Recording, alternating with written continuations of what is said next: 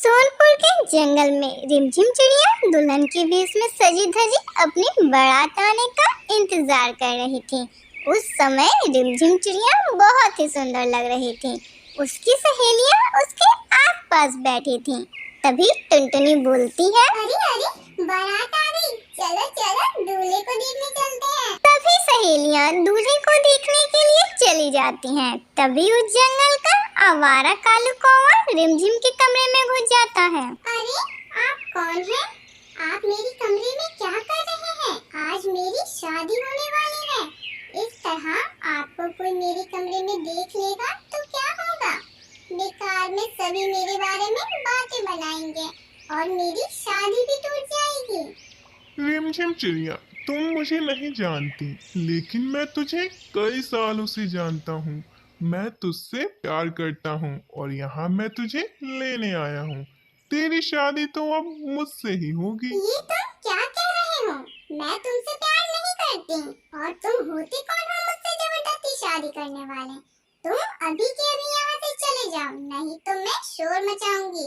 रिमझिम चिड़िया जैसे ही शोर मचाने की कोशिश करती है, आवारा कालू कौवा रिमझिम को चाकू से मार देता है।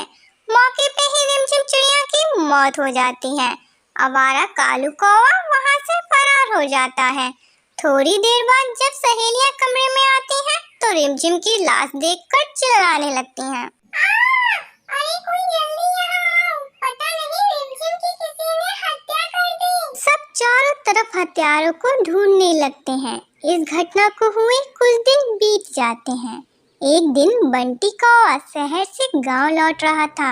रात हो चली थी। तभी उसे रास्ते में एक दुल्हन दिखाई देती है। अरे यह दुल्हन यहाँ क्यों खड़ी है? अकेली है, कोई इसके साथ भी नहीं है। जाकर इससे बात करता हूँ और पता करता हूँ क्या परेशानी है। बंटी कौवा दुल्हन के पास जाता है और बोलता है, आप कौन हैं और यहाँ क्यों खड़ी हैं?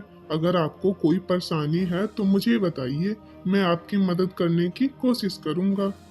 तभी वह दुल्हन भूतिया चिड़िया में बदल जाती है। कहाँ थे तुम? मैं तुम्हारा कब से इंतजार कर रही थी। अरे ये तो भूतिया चिड़िया की आत्मा है।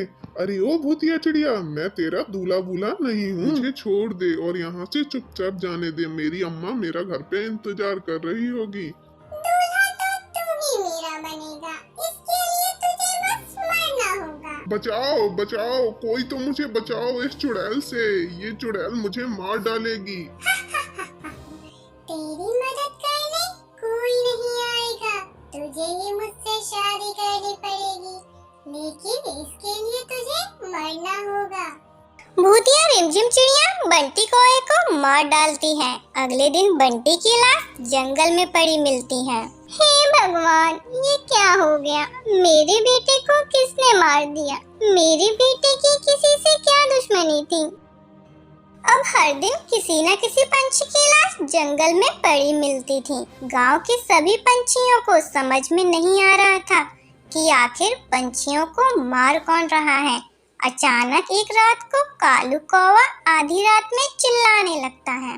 भूतिया रिमझिम चिड़िया कालू के सामने आ जाती है। तू मुझसे शादी करेगा?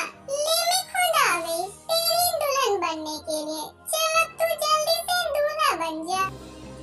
रिमझिम चिड़िया आवारा कालू कौवे को मार डालती है और फिर रिमझिम की आत्मा को मुक्ति मिल जाती है। उस दिन के बाद से जंगल में किसी पंछी की लाश नहीं मिलती। सभी पंछी राहत की सांस लेते हैं और फिर खुशी खुशी रहने लगते हैं।